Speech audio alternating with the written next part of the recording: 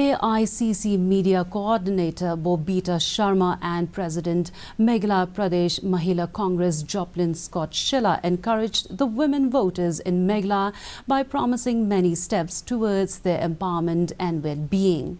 In a press statement made today, the Congress Party has proposed initiatives to improve women's lives by providing free health care to all citizens, to undertake special entrepreneurship training programs for women, to provide a monthly income of Rs 3,000 to all BPL single mothers, providing free education to every girl child in Meghalaya, to establish an exclusive market for women, and to establish a special urban police force to handle city-based crime scenarios using the latest technology and equipment, and increased reservation for women in the police force.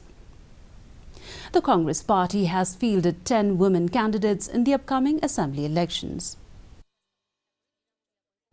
As you have already noticed in our manifesto, we have commitments towards making women more economically independent and self-reliant.